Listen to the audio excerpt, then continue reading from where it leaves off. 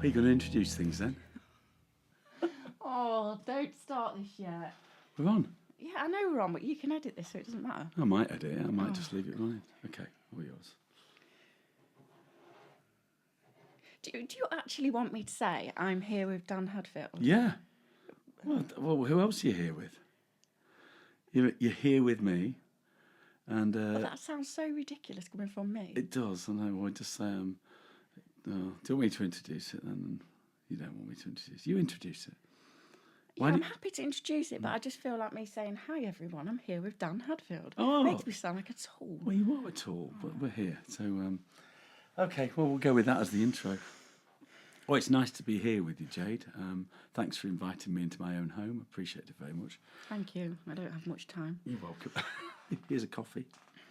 Thank you. It's in your mummy bear cup. It's the 18th coffee we've had today, so all is good. Bits of lime scale floating in mine. Dan makes 400 coffees a day. I don't think I've ever made a coffee since we've been together. In 8 years. No. I know. I like coffee, though. I like coffee a lot. In fact, I probably don't like coffee as much as I think I like it. I'm just in a massive habit of making it. I think it's a habit. It is a habit, yeah. It's a bit like the crack. Right. Anyway. Okay. So why are we here? What are we here for? Well, I thought we could just talk, and I've asked the fans, the followers, The fan. Yeah. for the ceiling fan, for some questions, and I'm going to talk to you. Sounds good. But I can ask you what other people won't. That's a good idea. But why did we feel compelled to do this? That would be interesting. Yeah, because people seem to always ask me certain questions, and they always seem to be the same sort of things. But that's a pretty obvious thing, because there must be a great limitation to actually what people can realistically ask. But we always roll our eyes when they ask it anyway. When did you wake up and realise you look like Gary Barlow? I know, and I'm going to pinpoint the day, and if I said, well, one day I woke up and I thought I looked like Gary, what a cock I would sound. And I can't believe people ask me that question. It's like, when did you first wake up and realise you were a... Do you know what I mean? It's like, come on. I know, it's a bit dull, isn't it? It is. Well, I tell you what, why don't we just strike off with one question and then see where that goes? Well, I think we've said we're going to do maybe 3 of these, and I suggested splitting it into 3 and going back to the very early days of when it all began. Yeah. Because that's very different to what I would say the middle section was, where I was with you a lot, and what it is now. Okay. Okay. That sounds good. I'm all ears. Okay. For me, my first thing I've wrote down is, we don't need to go through how you got started with this, because I think everybody knows you sent your picture in, you got contacted, blah, blah, blah. Yeah. I want to know, did you feel stupid in the beginning? Like, did you feel embarrassed? Yeah, I did. I really embarrassed. And I don't know why I even went with the idea of doing it. I must have been supremely bored in my life when I worked at the university and with my social life at the time, and I felt like I was going nowhere. And so I think because I had this idea that I wanted to be a singer, but I didn't know how to do it. I didn't know what to do. At the time, I was in a band that we just put together called the Emperors of Wyoming. We'd had 2 gigs, and we were just all playing like Neil Young and Pearl Jam and stuff like that. Mustang Sally. No, we didn't do that shit. Honestly, I'm so fed up of Mustang Sally from back in the day, but we'll come back to that. And I was so I didn't know what to do, and obviously we had the whole thing, and it's hard to make people really realise this, because even to me it's a bit of a memory now, a distant memory.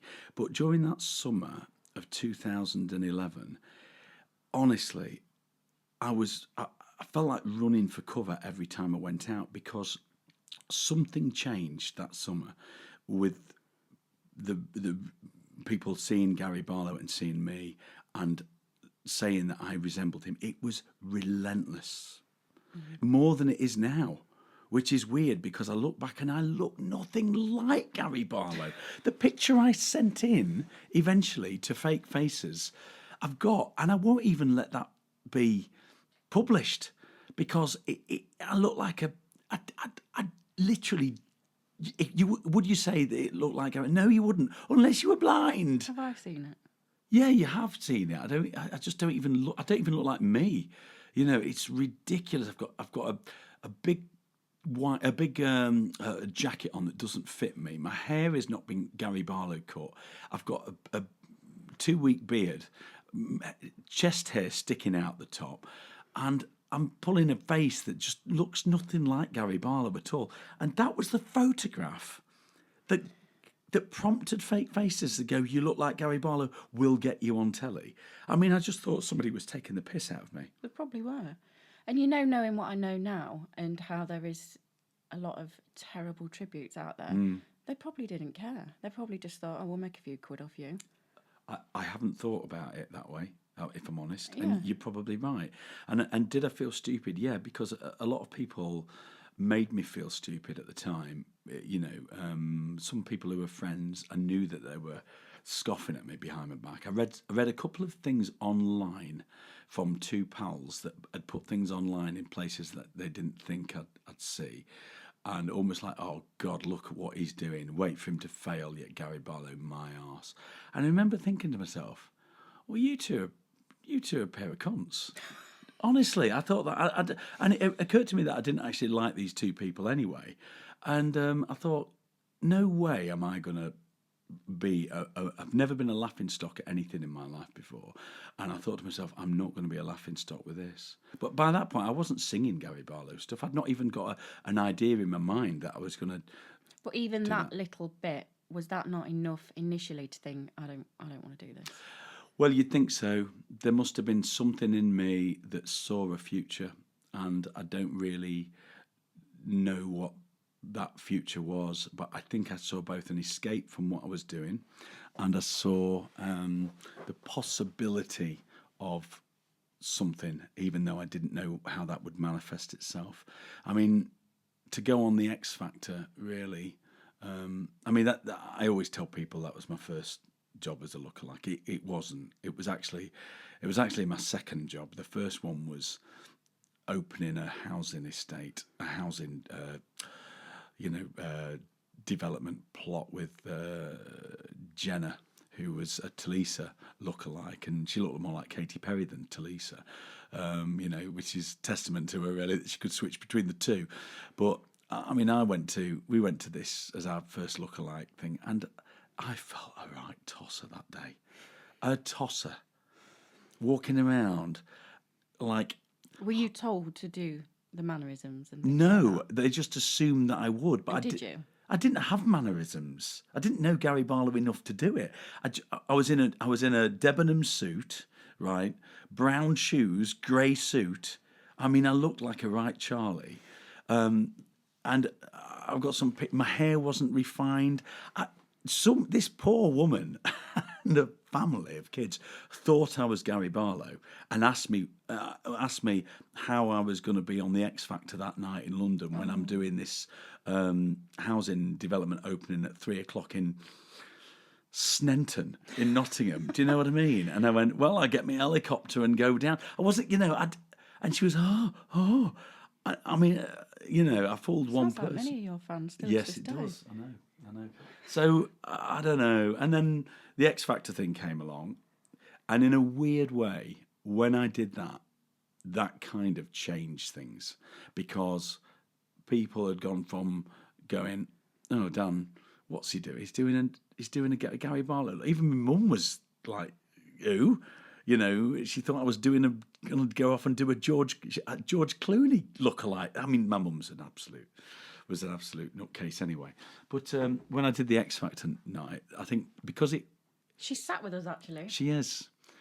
My mum's ashes are on the shelf right next to us, about 1.5 meters away. So she's listening in. Bless her. So it was. But that X Factor night was a bit of a change, really, because once I'd done that, everybody at university knew that I was doing it, and a lot of people saw that. and suddenly there was a little bit more interest in it. Well, there was a lot more interest in it. People had seen it, and So do you feel that was a turning point? it was a start. Yeah, it was a start, because after that, things happened quite quickly. I realised that there was more mileage in it than I originally thought there might be, and in the January. This is after the Keith Lemon stand-in thing at New Year, which we can come to if you want. But in the January, I was on holiday, and I started jotting down on a little notebook songs that I might sing as a Gary Barlow tribute. I knew nothing about what it took to do that. I just had a little notepad. That's so sweet. I was laid Dan on. loves a note, by the way. I think he writes on one page and then buys another one. I do. He actually bought a diary the other day, and I was giving him a load of abuse about this diary that I saw he'd put in the boot, because it was obviously a 2025 one, and I was like, I'm sure you've already got loads of them. But he's like, no, I haven't. That's an absolute lie. It was a 2025 to 26 mid-year diary. So I bought a one that started at the end of July through to June next year. What? And you're going to keep that till June next year? Yeah. Absolutely not. Then- You're like a magpie. You'll find another one. I know. Oh, I'll have that. The best of it is, you said, haven't you got one of these already? And I said, no. And then later on that day, I went in my bag and I found one I'd bought a week before. Is that the one you gave to Mabel? Gave to Mabel. Yeah. I know, because it was pretty, so I gave to her, but I've reclaimed it. And there it is on my desk. There it is, 25 Do you know, pieces. I opened that and the front page made me go, oh, because you've actually filled it in. I can't believe at your age you've filled it all in. Dan Hadfield, address, who's my next of kin, Jade. I know. Please ring her if this diary's lost. Yeah, because it's so valuable with all the things I've not it was written. only £1 from What? Primark. It was the works. It's from the works. I know. And when I buy a notepad, the first thing I write in there is, number one, buy another notepad. Oh my God. And throw it away. Anyway. So I wrote all this stuff down in the January, and then I thought to myself, how can I, make this happen? And then nothing happened for a few weeks. I just sat there on it, and then, I mean, do you want to hear this? Yeah. Well, I'm not that bothered, but people listening might Well, wanna that's hear it. true. That's true. And at the time, I had applied for a job. I was living and working in Lincoln, and at the time, I applied for a job at Leeds Uni. Okay. Doing kind of a similar job to what I was doing there, but maybe a step up. And I went for this interview, and I got to the final two, and I went for a full day at Leeds where I was going through things, presentations, this, that, and the other, and it would have meant a move to Leeds, which I'd have been fine with because I kind of like the city, and Easily pleased. easily pleased. I'm from Gainsborough, easily pleased, and then I came home, and then they got in touch with me that day. I was having that's right. I came home and I sat down. It was late afternoon, and they rang me and said, "I'm really sorry." And the words were, we couldn't put a bit of paper between you and the other candidate except they had a bit more experience. And I think, oh, bollocks. And in that kind of sense of feeling overwhelmed, I went and laid down on the bed and had an hour's sleep. And then when I got up, I wandered through to the kitchen, flicked open my laptop, and there was a message waiting for me from a guy called Danny Lowry through an agent, like a entertainment portal called Star Now. And this guy, Danny, had found me online doing this X Factor thing, and also found a couple of songs that I'd rudimentarily uploaded. And he got in touch and said, I'm the manager of a Take That tribute band. Would you be interested in having a chat with us about coming to sing as our Gary? And that was literally as I opened my eyes from having been rejected from Leeds. Everything for a reason. Sliding doors, there's no doubt about it, because I'm very much of the opinion that if Leeds had phoned me and offered me the job, the sensible part of me would have gone, I can't turn that down for the sake of this, for the sake of a bit of singing. But because I felt like I had nothing to lose, I said to Danny, okay, yeah, I'll come up and meet you. And that was January. And in March, I did my first gig with Totally Take That. And that was it. I'm a big believer in everything for a reason. Yep, me too. Absolutely. Mm. I try and say that to people. And not that you can always see it at the time when everything's going wrong and you just think the world's against you. Yep. But in hindsight, you know, everything. Whole your story's mapped out, I think. I think so. We've always said that. We've always had massive challenges from the moment we met, even through to now, and we've always tried to be philosophical about things, haven't we? You know, even if the shit is really hitting us hard, and we tend to cover that up publicly, we always try and have a little bit of a mindset of, you know, there must be some reason why this is happening, and have a little bit of faith that something good will come out of it, even if it feels like at the time everything's against us. I think you're painting me out to be a bit better than what I am, because I'm a very glass half empty, You are. very negative. I think I've always said to Dan, that's like my safety net, really, because I always just think I'm going to tell myself the worst is going to happen, and then I can't get hurt by anything, or I can't get let down by anything. And then if it does go the way I want it to, it's just a huge bonus. And that's the way I go into everything. Or if I'm going into something that I don't really want to do, I always say to myself, nobody's keeping me here, I can leave. Yeah. And that's how I get through a lot of stuff. And I will always just tell myself it's the worst of everything. So, which you're not like that. No, but you've always sort of. The hell was that? Jeez. Our neighbours at the back of us are having their decking replaced. Yeah, but this microphone's so good it picks up every bit of shit that going. No, you are somebody who doesn't think that good things are going to happen to you. You think that the worst is going to happen to you, and you prepare yourself for disappointment. And your default is that you will be disappointed, like that first time we went. No, I'm not going to say that. No, and it's you have that moment of kind of it's going to be bad, so I'm ready for it to be bad. And then when it's not bad, I don't think you don't get elated. I've never seen you elated at anything either. No, I'm not that kind of person. No, I'm not an excitable person. you're not. No, It's a thrill. I'm not thrilled about much. It's a thrill a minute living with you. I don't want to be with an excitable person. No, I'm not. You don't want to be around someone who's really happy all of the time. No. It's draining. Is it? It is. Am I draining so. them? No, if I'm around somebody who's really positive. So, if I'm around someone who's really positive and happy and upbeat, It's awful.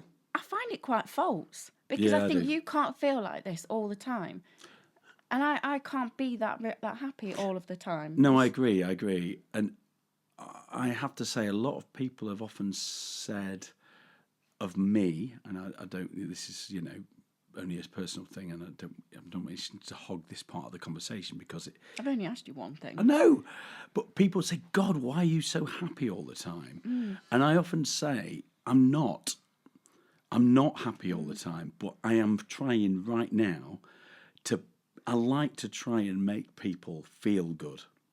And you have actually, I'm a fixer. I am a fixer and I'm a mender of things.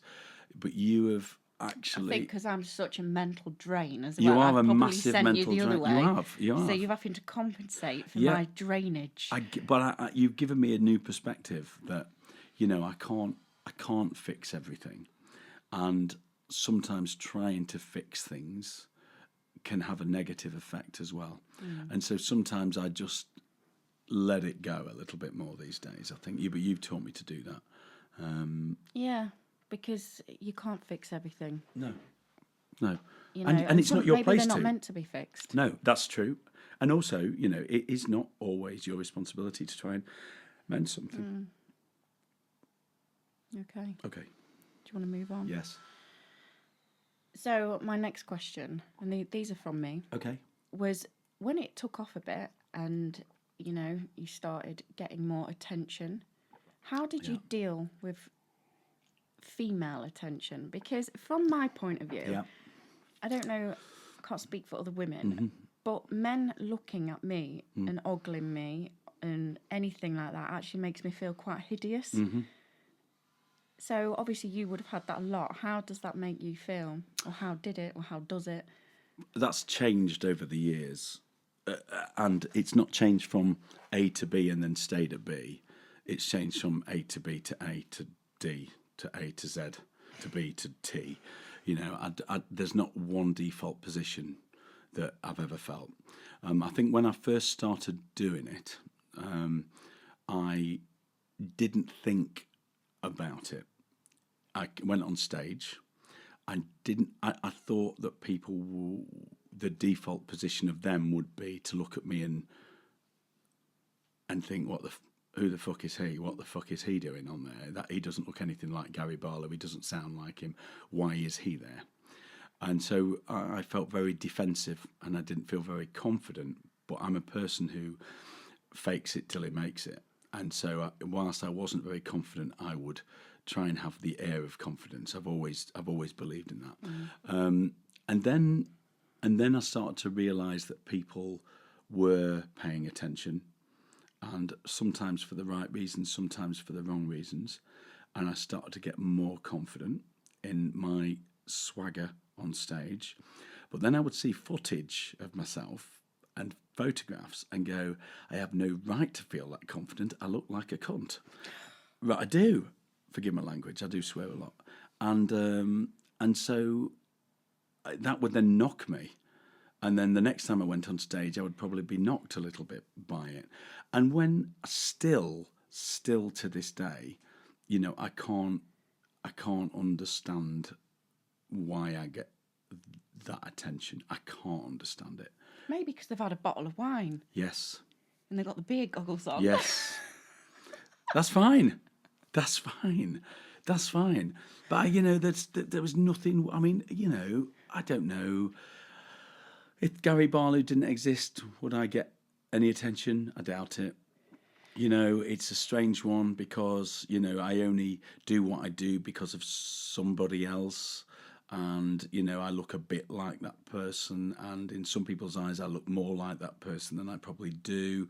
And they see me as a little bit of a similar, I don't know. You tell me. Taking away the Gary aspect of it, I mean, even just you in your own right. Yeah. So when you're up there performing and you can see people looking at you in that way, and, you know, wanting a bit, as I don't know how else to put it. Bit of cock. Yeah, like, how does that make you feel? Because I know that there's a lot of men out there and who would love that because they like that kind of attention. Yeah, I think they would. And also, but I also think that if they do want that, I know this is going to sound really twee, if they do want that, they're lacking something in their personal lives. That's a fact. And I'm a really reluctant, oh my God, I was going to say, I'm a reluctant sex symbol. I know. I'd realise how shit that sounds now. What I was going to say is, if I am a reluctant object of some people's desire. Some people might really like you. Like, genuinely. What, as a person or as a thing? Well, they're a thing to start off with because they don't know you. I think that's true. And then, you know, they might like you when they get to know you. And, you know, you might have people who really do like you. And then you might have the other ones who are like, just want a piece. But I guess what I was getting at is, for a woman, like, say if it was me up on stage and I had men looking at me like that, or one of them groped me inappropriately or something like that, I would feel hideous. I'd feel like an object. Yeah, absolutely. And I think that's what I was trying to say is, how does that make you feel? Like, and when women have grabbed hold degraded. of you. Yeah. And I hate it. And I hate any assumption, you know, on the part of anybody to touch me. And when you don't react in a positive way, they're the ones who don't get offended. And who do you think you are? I'm touching you. You should be grateful for the attention. You've asked for it. And I hate that. and I despise them for that.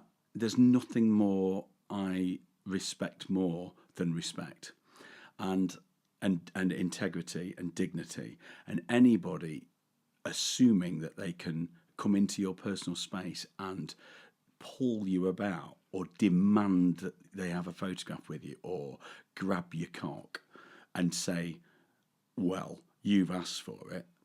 I want to smack. I do. And I'll be honest with you, one woman a couple of years ago, I was carrying my speakers out and I had both hands full, and she came, and it was a corporate do, and she came and she stood in front of me and grabbed my cock while I was carrying the speakers, and I had her fired. I had her fired. And but I didn't. If that had been on the other foot, Yeah. you'd have been in with the police. Oh my God! Can you imagine charges against Can you you? imagine me going to a Kylie night and just grabbing her tits? Or It is not a strange chance. that we still live in a world where us women can kind of get away with that. Yeah, absolutely.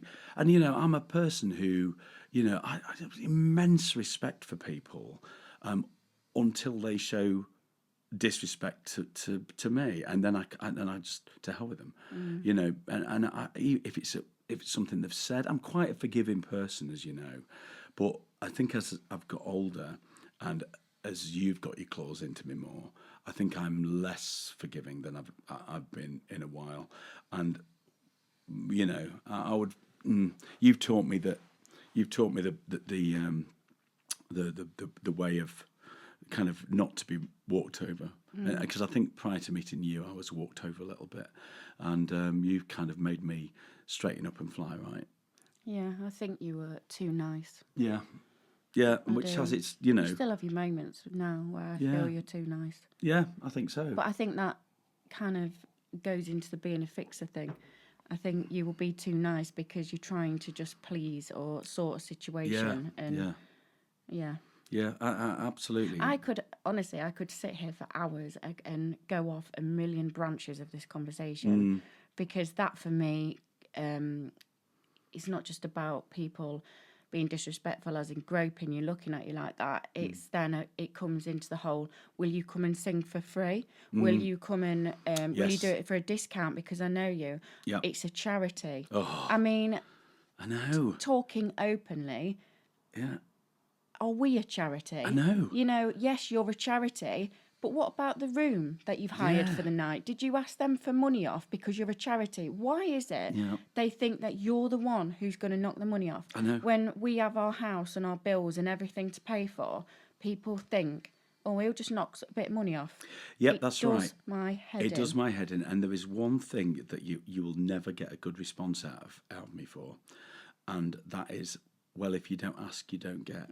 Because if anybody says that to me, either as they're asking or once I've said no politely, and they say, well, if you don't ask, you don't get, I'm just like, well, you're definitely never going to get from me.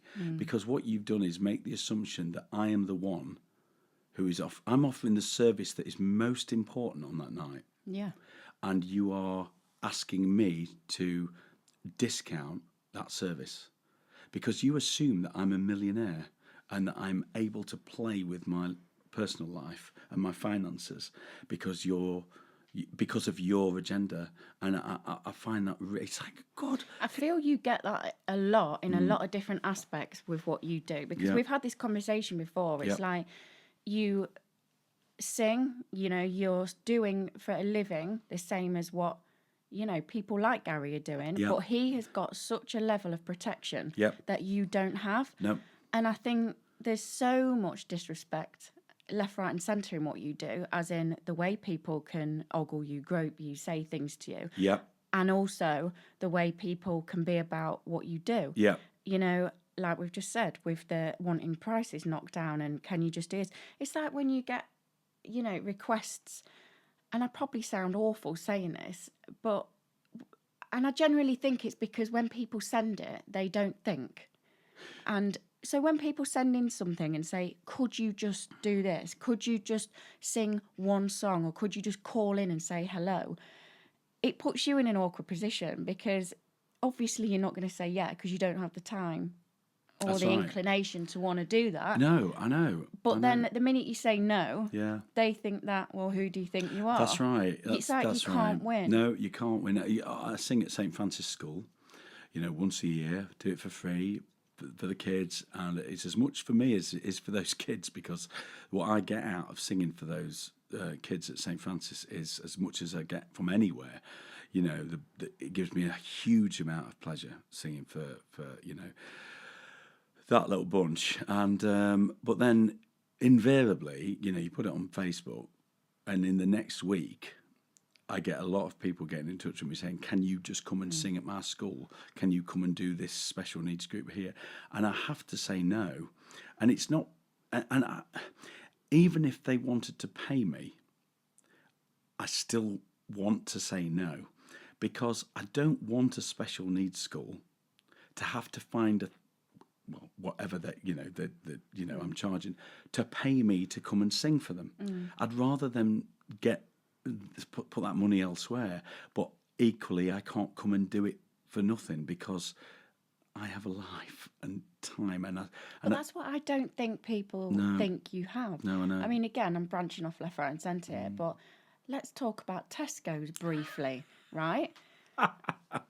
So Dan will go in Tesco's. We might be in a real big rush in our life and have plans of anything. He goes in there for a bread loaf and some milk, right? Correct. He could be in there an hour, because everybody who knows him in there, it's just want 5 minutes of your time. And it's from everybody. And I've got to the point now, I mean, this is going into a whole nother conversation, but we were talking the other day about what is my problem, because I've got such a bitter streak in me. Like, sometimes if I see people coming up to Dan when we're in the middle of Tesco's or something, and maybe Molly's crying or Mabel's having a meltdown, and then somebody, "Oh, hello, can you remember me from my 40th?" I know. That you can't remember. No. And I have the worst look on my face, and I just do. walk off. And they must think I'm awful. You're an and I'm embarrassment to our miserable. family. I know, aren't you? Yeah. but I can't be doing with it. It's like, I just want to go in here and buy my tin of beans. I don't want to stand pretending I'm happy speaking to you. Well, you don't. And let's face it, half the people who walk past you and you say hello to, I will say 30 seconds later, "You didn't know them, did you?" And he goes, "No." And I recognise them, but don't know who they are.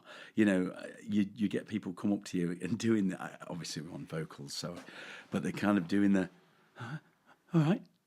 Oh yeah, you can see And that. I'm like, "Hey up," and they go, "Yeah, how you doing?" And I'm like, "Yeah, I'm fine. How are you?" how are you? He goes, "Oh, yeah, it's do you remember me?"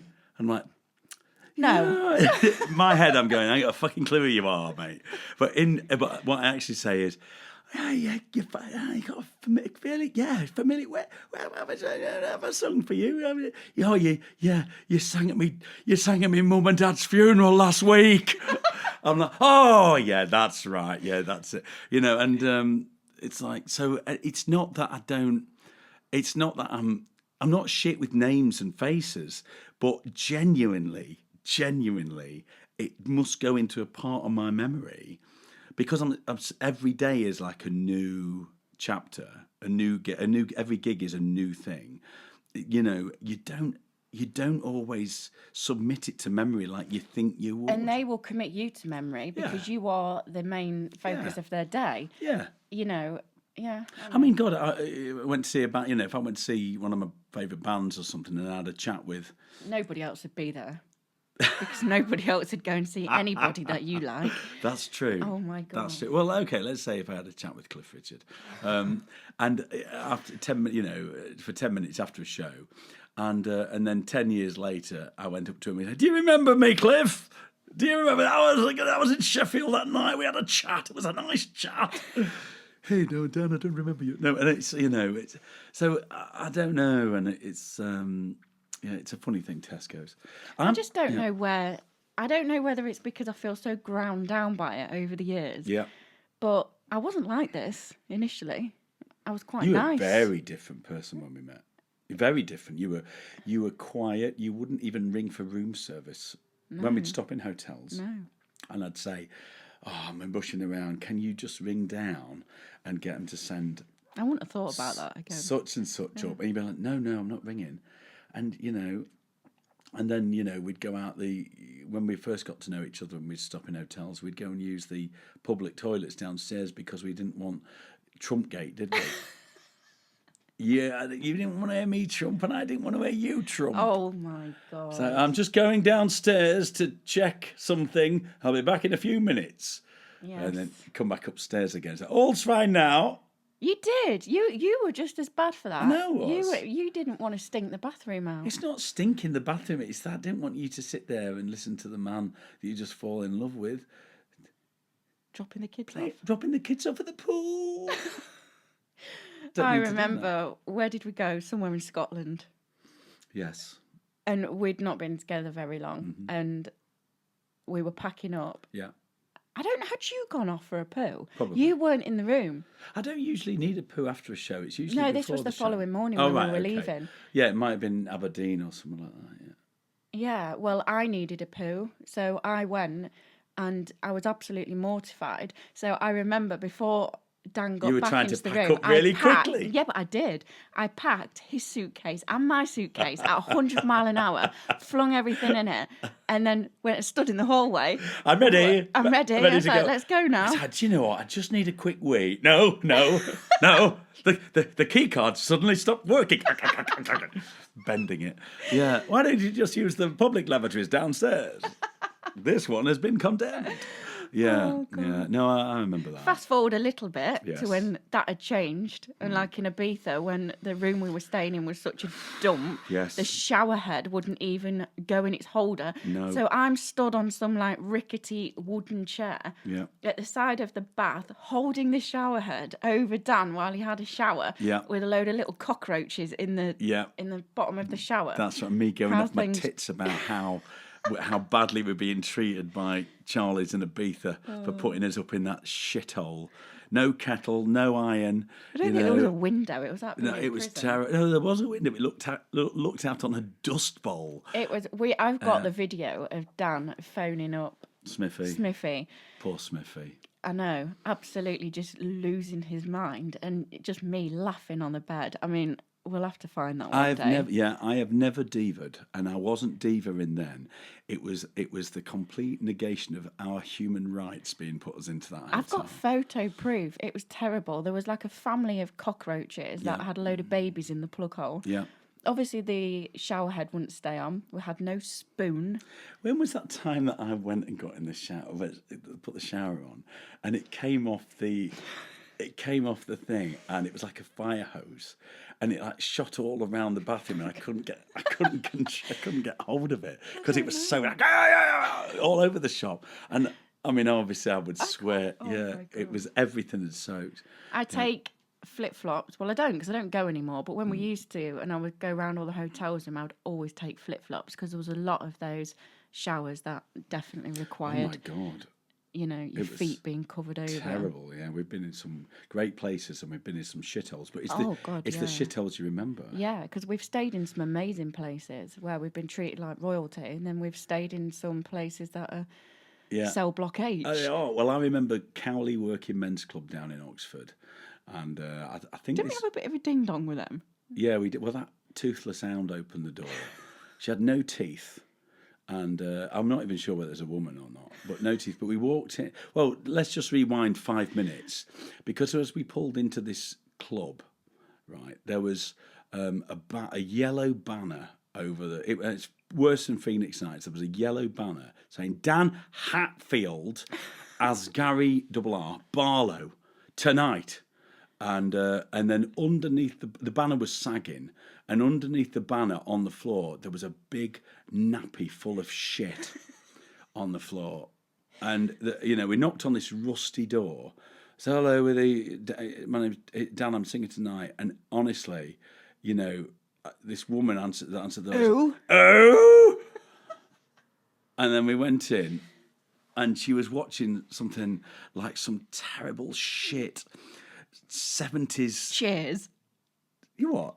Cheers. Yeah, that's a really bad programme. No, she was watching that she was watching like Now That's What I Call Shit Music 70s on Sky Channel 1082. And it was like even I was looking at it thinking, I don't know who these people are. And then her husband, who was wearing the family glass eye that night, came and sat down next to her, and she went, "So, what do you do for your day job then?" And I was like, "Oh, for God's sake, this is my day job." Oh! And so I couldn't believe it. And then we said, "Oh, where can I get changed?" "In the disabled toilet." No, where I live. If me and you were thinking of the same place, I think she offered you a cupboard first. Oh, opposite the disabled toilet, yeah. And you could barely even get in it. It's got its own private bathroom. I know, it was awful. And I remember thinking to myself, and this is where I get a bit cross, I thought to myself, I could go out tonight and just give a half-arsed performance because you've been absolutely half-arsed with me, because I'm never coming back here. But I actually go the other way and go, I'm going to give the best performance of my life and then never come back here.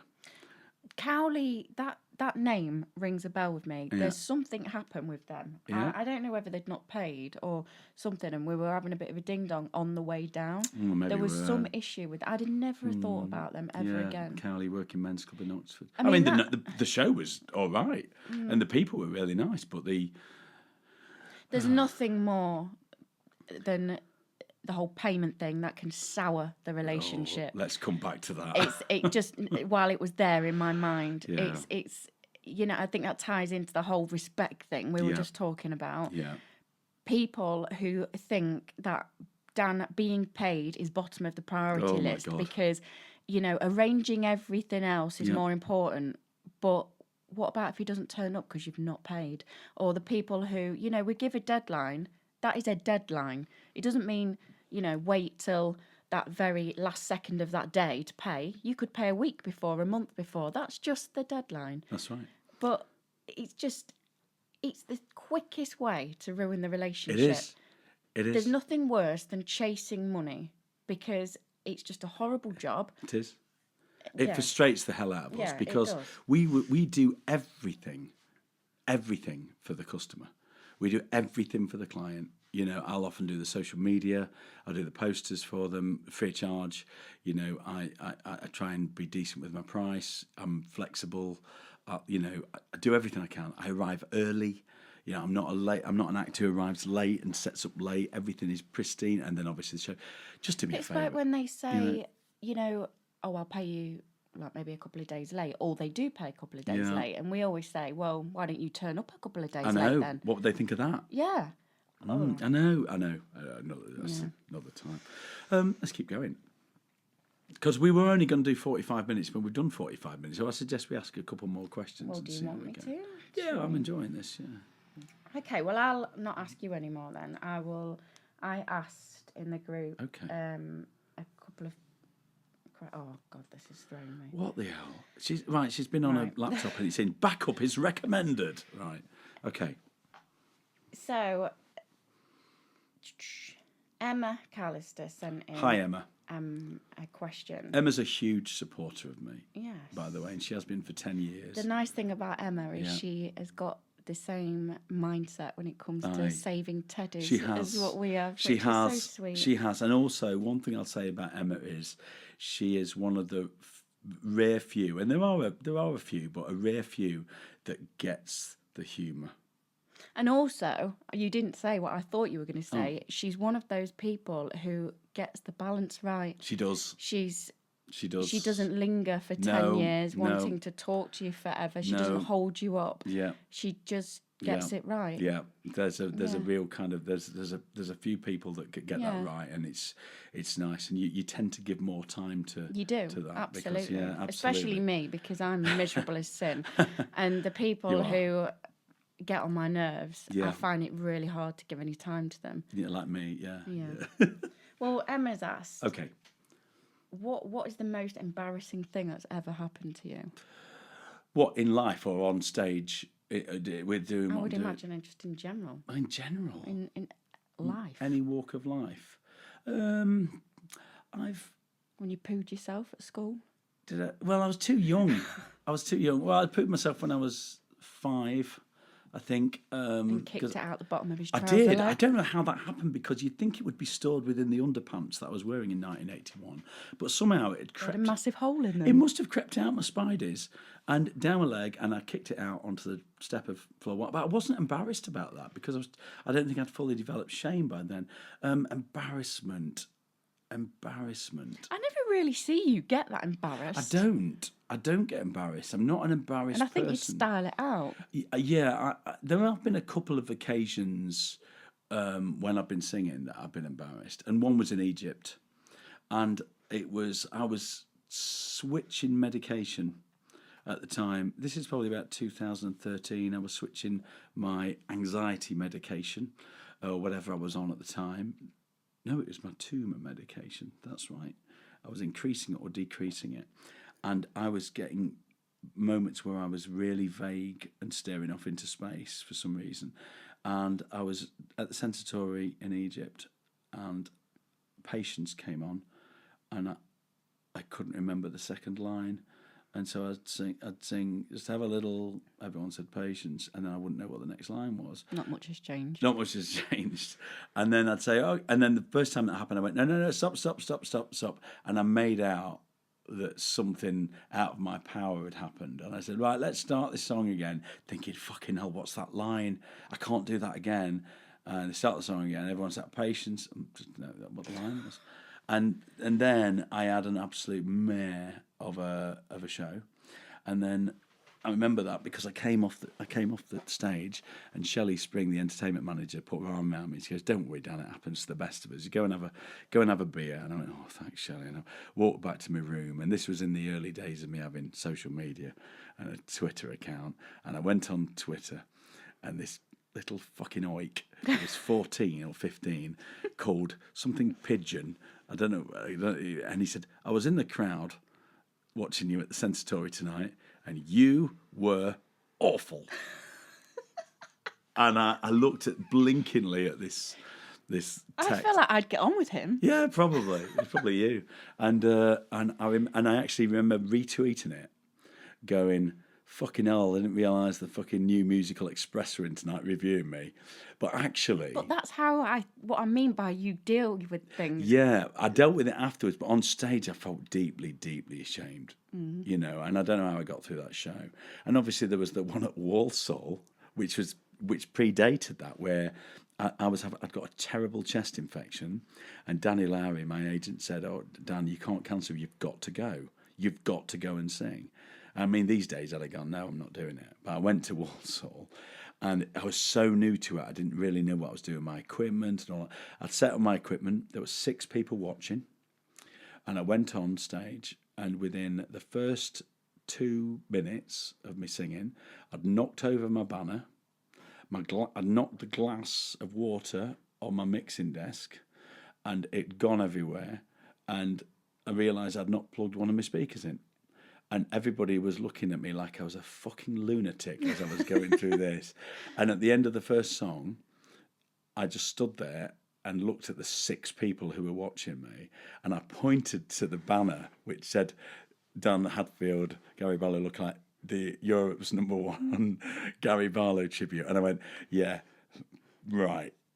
And then my voice gradually got worse and worse because of my chest infection. And at the interval, the manager... I hope she's been fired.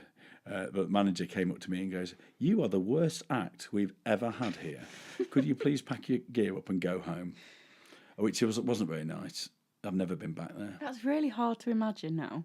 You know, somebody saying that. Yeah, the worst act we've ever had. That's crazy. That was probably within my first 20 gigs, you know. Do you still feel like a bit soul destroyed going out to sing to small crowds like that? No, I don't. I mean, it doesn't happen very often now.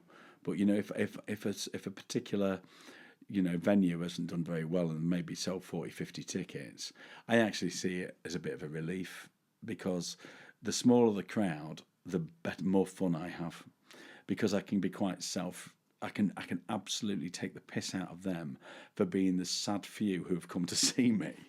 You know, it's like... Or even worse, the birthday party, about 40 of them there. 40? That's a great big birthday party. Say 40 people, but the majority of them Don't know like. who I am, don't like No. Gary Barlow. A bit like with the weddings. Oh, When it's only the bride who wants you there, no one else cares. weddings. I pray for weddings to be, good weddings. There have been some great weddings I've done, and there have been some terrible weddings. I went to a wedding with you once, and it didn't end well, did it? Which one was that? Weren't they like a punch up or something Oh, between yeah. the husband and the best man or something Oh, like that? yeah. Somebody came in. Somebody came in and hit the groom. Yeah. Just gave him a black eye. I mean, that's the kind of weddings I like going to. Yeah, I was in Manchester, and it was a pikey wedding of some description, and it was all going well. And Was I was it Manchester? Manchester, and it was all going quite well. I was thinking, oh, this isn't too bad. And as I was, and then fast forward an hour and a half, and I'm throwing the stuff into my van to try and get out as quickly as possible, because about 10 yards away, the coppers are throwing people into the back of riot vans, going, get in there, you fucking bastard, get in there. And I was thinking, oh my God, couldn't find my car keys quick enough, and drove away. And the best of it was the bride got in touch with me the next day saying, what a great time that. That's maybe a standard night for them. I know. Oh, great night, great Gary Barlow, a bit of a fucking dust up afterwards, but it was all fine. I was like, oh God. So, but for embarrassment's sake, not too many times in my life have I been embarrassed. I felt like I've not achieved what I've wanted to achieve on some occasions, but I tend not. Embarrassment is something when you kind of, I don't know, you've been made to feel shit by somebody else when, it's sometimes not your fault. I don't think you feel embarrassment as much the older you get. No. I think it's something that you suffer with when you're a teenager. I think that's right. Because I'm sat here thinking, when have I felt embarrassed? And I can't think of anything, because I just think if you're in that situation, I'd just be like, oh, well. Well, I have to say, one of the things that won me over about you was when you sent me that Hitler. Oh, yeah. So we'd not known each other long. We weren't together, but we were talking. And for talking, I mean we were talking. And you said, "Oh God, I've got a cold sore." And I said, I get cold sores all the time. She goes, "Oh, this is a nightmare." And you sent me a picture. I mean, I don't get the standard cold sore. From the moment I got my first cold sore in 2010 on the flight home from Turkey, and it was a disgustingly hot holiday, and I think the sun brought it on, and it was in the little piece between my top lip and my nose, right on the tash. Yeah. And I don't get them anywhere else other than there. So everyone gets them on the lips, and they can probably subtly blend them in. Oh, they're awful on your lips. Don't. But yours look like you were Hitler. I've got a little tiny, looks like a moustache. And you sent And me I'm that. a picker, so I will pick at it, make it look worse. Putting makeup on it makes it look dreadful, so I'll put my makeup on and just put the makeup around it, which emphasises But it. what I liked about you was the fact that you are so immaculately presented. Thank you. Yeah, absolutely. Not anymore. And no, fuck that. No, and back in the day, you were really, God, it was absolutely pristine. And yet you would still go, fucking hell, look at this. And, you just a picture of you with a massive scab over you. Like, so here's my herpes. Do you fancy a bit? It's like, Jesus. So, yeah. So that's embarrassment. Shall we have one more question, and then we'll probably everyone's fell asleep. Well, I hope not. I hope people have enjoyed this to some varying I feel like degree. everything we talk about, I could branch off into. Oh loads God, of yeah, different absolutely. things. But this is all right. See, some of these I'm going to save for next time because Okay. they're quite lengthy. I feel like Okay. we would talk a lot about them. Okay. So let's just go for a light-hearted one. Okay. So, what's the weirdest food combination that you What? enjoy? What weirdest food combination that I enjoy? Yeah. Well, one springs to mind, but I don't do it anymore. When I have Weetabix, I get an insane desire for a lager afterwards. Oh my God, what? Yeah, I know. I want lager after Weetabix. I don't know what it is. So I don't have 2 Weetabix, by the way. I always have 5. I have 5 Weetabix in like a saucepan. He does. There could be bowls there right in front of him, and he'll walk back in with like a saucepan or a big microwave bowl, and I'll just be like, "What the hell? 5 You're like a Weetabix. student." I am. 5 Weetabix That's disgusting. with a load of honey on. But in the old days, it used to be half a bag of sugar. That's why I've got diabetes. But you don't do much. You do things to excess. It's like when I used to come round your house when we first started talking, he'd offer me a crumpet. They weren't those crumpets that are the normal size. He had those giant ones. It That's probably right. didn't even fit in the toaster. No, I had to put them under the sunbed. That's right. I know. To both sides. That's right. Dan puts tomato sauce on everything, which I think, and the worst thing he puts tomato sauce on is beans on toast. It's in tomato sauce. But it's not. It is in it, but it's not on it. And it's subtle. It's in it, but subtly, and it's not it's not tomato sauce as tomato sauce should be. And I don't put it on everything. I don't put it on Sunday dinners like some people do. But I don't.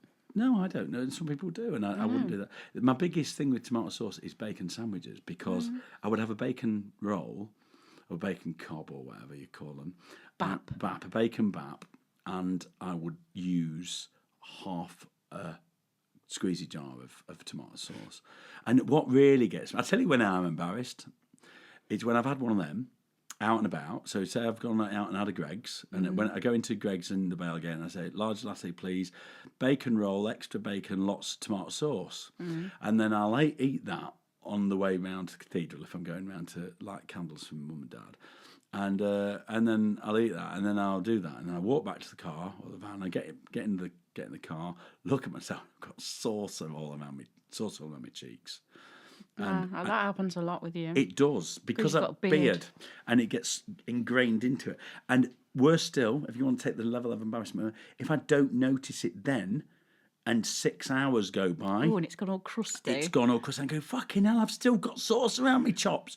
Which shows you I'm not as vain as I used to be, because I don't look in the mirror as much. When people are coming up to you in Tesco's and they're thinking, oh, Lord, it's that Gary Barlow bloke, I'm going to go and talk to him. And then they come up to you and you see that crusty bit of sauce in your mouth. Do you know what really gets me? And they're like, oh, no. It's not the sauce. What really gets me, it's when people struggle to remember my real name and default to calling me Gary. And they go, that does my head in. It does me. They go, and they'll go, oh, well, Gary's. I'm not. I'm sorry. It's the Dan's here, and I'm like, yeah. I mean, goodness me, I find that really. You wouldn't call. Cringe. Yeah, you wouldn't call. Say if Leonardo DiCaprio walked in the room and you just watched fucking Titanic, you wouldn't be calling, oh, Jack's come in the room. I don't get it, and the reason I get uptight about that is because, again, it comes back to the respect agenda. I would never, ever call somebody, if we hired a Michael Jackson or Freddie Mercury to be, I wouldn't go, hey, Freddie's here, everybody, look, it's Freddie. You wouldn't do, you wouldn't do that because you're in that industry, but there's also a lot of people who are normal who wouldn't do that, because I wouldn't do that. No, you wouldn't do that. No. It's like when you're anywhere and people really loudly go, oh, it's Gary Barlow. It does my head do you know, we were in Superdrug the other week. Oh, yeah. And I actually walked out. Yeah. And that might sound really childish, but we'd kind of split up. He'd gone down a different aisle. I was looking at something else. And there was a girl in there working, and she had a headset on. And I heard her go on a headset, oh, we've got Gary Barlow in the building. And I'm like, I deliberately then walked past her and just stared at her and then walked out. And I'm like, I don't want to buy anything from here now because you've done my head in. I know, and it happens in the works. Oh, the works. We take Mabel to soft play, and you have to walk through the works to get to it. And there was one particular day in there that I think Dan had gone through first and took Mabel, and I'd hung back and was just in there looking in the works. And the people who work in there didn't realise I was there, and they were having a full-blown conversation about Dan, and they were actually, like, on the phone to whoever it was they were talking to. And, I mean, I can't remember word for word what they said, but it was all like, oh, Gary Barlow's here. And that, but I heard... Sniggers. It was something about, Like, that really derogatory thing, like saying, I got him off Wish or whatever. Yeah. And it really did my head in. And then I'll make it very obvious then that I've heard them and I know who they are. And so now when I walk through there, I just tend to just be like, hi. And I don't really make much of them now. Yeah, no, I get that gets me down. Because I don't like, they're just, it's... Well, they don't know me. They They'll never been to one of my shows. They'll never think that they're going to come to. So what they do is, without knowing anything, they make a massive, massive judgment on me, and that's what pisses me off. Because I go, well, have you ever heard me sing? Have you ever seen me on stage? So why are you saying I'm a Wish Gary Barlow? Fuck off. I know. That's what I feel like saying. I say, oh, what? So what do you do for a living then? And I wouldn't say that. Because we all have to earn, we all earn, and I've worked in retail jobs. Of course I am. So why would I? It's like they cannot help but low level take the piss. And because, this brings us full circle back to the first question. People don't get it. And they think, oh, who does he think he is?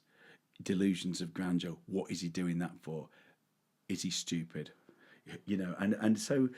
you've got to have a thick skin. But, doing this with you and has really opened my eyes to people. And,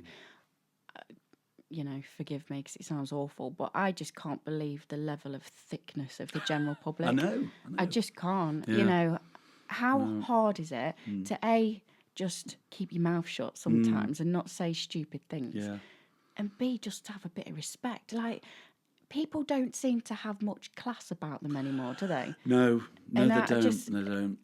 I don't know. Maybe I'm just an old soul, but I wouldn't go running up to someone like, oh, it's Gary. I know. It's cringe. It's like they're busting themselves to ask the most obvious question to me. And I can see them tearing towards me sometimes. Like, and the whole... Oh, it's when people shout, "Where's Robbie?" Oh God, Jade, Jade, I know. oh Jade. Because it's not them shouting the "Where's," and I've said this a few times to you. It's not that they shout "Where's Robbie?" It's the look of smugness on their face afterwards, thinking they've said something original. That's what bites me. That's why I've had the cards made. Yeah. Because the worst one is Barry Garlow. Oh, I literally want to go and set fire to myself when I hear anybody say that. Look at me running Barry Garlow! They think they're so funny. I know. And I literally just want to go and just stuff them, hit them straight between the eyes and be like, you're so thick. Well, that's why I've got the cards made, because I want to give out... I've only given out one card so far, but the card basically, for those that don't know, it's an unoriginal card, it's called, and I made it myself. And on the back of it, it says, "Congratulations, you have asked one of these, or you have said one of these 4 things." And the 4 things are, you've called me Barry Garlow. Number 2 is, you asked me when I woke up and did I realise I looked like Gary Barlow. 3 is, "Where's Robbie?" And 4 is... oh God, what's 4th? I can't remember what the 4th one is. And underneath it says, "Now go home and look at yourself in the mirror and have a word with yourself. Good think about what you've done." And what I have produced this card for is to hand it to people when they've said that to me, and I want to look at their face as they read it, because I want them to see that what they thought was wonderful is truly, truly not. And I know that's mean. I know it's mean, but it's my way of handling it. But how have they not heard anybody else say that before? How do they think that that's original? Because they've never been to a Gary Barlow night. So do they think, oh, I've just changed the first 2 letters round and come up with Barry Garlow? That's right. And that's what... It's like going, I've got a new joke at why did the chicken cross the road, to get to the other side. And it's just like, it's like... I prefer the one from... what is it? Derek, or not Derek, or is it Afterlife? Why did the chicken cross the road? To get away from the smell of my wife, it was fucking 2 gypsies. Oh, I know. You're going to have to bleep all that out. I'm not bleeping any of it out. I think you want to bleep all your swearing out, because it will offend people. It doesn't matter. Because everybody's easily offended. None of these people listening today, none of these things listening today will be offended by it because they know. And if they don't, I mean, that shark, the shark post that I put on Facebook recently about letting Mabel watch Jaws, and now she's completely traumatized. Yeah. Obviously, we've not let her watch Jaws, but somebody last night went, of all the shark documentaries you could have watched, and you've shown her the film. How could you? Oh, God. And with Dan and his Facebook, he'll often say to me, "Have you seen my status?" Every time I go, no. Because I'm an admin on that page, it doesn't come up on my news feed, and I don't see any of it. And to be honest, I don't want to see it because everything he puts on there, he thinks is hilarious and it's enticing. It is. And I'm like, I'll look at it and I'm like, what have you put that on there for? Because you are literally just like throwing bait to everybody. I know. The Red Arrows one was the best. Yeah, and they, so they all think that we, abuse our kids because we let them watch bad films. I'm gonna let you into a little thing about Facebook. Okay, so I am monetized on Facebook now. Now that doesn't mean I get a fortune. I really don't. I get about, on average, somewhere between about $40 and $90 a month from my Facebook content. I don't know why. It just happens. They just send me that every month, depending on how well a particular post does. How funny you've been. How funny I've been, right? So, to put it in context, right, when I posted that thing about the Red Arrows a few months ago, about them being at Waddingham, Facebook paid me $400 for that because it generated that much content just for saying, "Fucking hell, the Red Arrows get on me wick," and then that had something like 9 million views. And the amount of people that came on trying to correct me was just wonderful. And then I put that picture of the nappy on just at my feet, saying, our house stinks of shit. It was just going at the napper, going to throw it out the window, blah, blah, blah. And everybody, the people that took me seriously, it was like, how can you? I'm going to ring social service. That had 5 million views. And you just can't believe that. I just can't believe that people get so mad on your posts. I know. And they take you seriously, and they are literally typing essays back to something that's just a joke. Yeah, and also the reason I don't get uptight about it is because the people that get mad with me, I know are ones that don't know me. So it's not that they are fans. They are people that... But surely anyone with a few cells who didn't know you can kind of work that out, that it's meant to be a joke. Yeah, but the Facebook thing is that something comes up in front of you, you've got no context, you don't know who that person is, they're slagging off the Red Arrows, and you like the Red Arrows, and you're going to go on there going, I'm not having this, and you start writing something on there. Oh, look at this. This bloke's just let his 4-year-old daughter watch Jaws. You bastard. And he's on, I'm going to say something about this. Look at this bloke. He's thrown his shitty daughter's nappy out the front window and it's hit a blind man. Oh, you bastard. And I just can't. And it's almost like I want to put stuff out there that makes people spit feathers at times. And I know it's nothing to do with my music and my singing, but I think it is all to do with the kind of persona that I like to have out there. Because maybe in our next podcast we could talk about this introduction of humour into the thing, which is very much... Oh, that would please you, wouldn't it? It would please me a lot, to be honest with you. So. Dan thinks he's funny, but that's a whole nother one. Oh. Well, shall we wrap up here? Yes. Because we've done an hour and 10 minutes. And I really hope that people have enjoyed listening to this. And It's been a pleasure sitting next to you today. Thank you.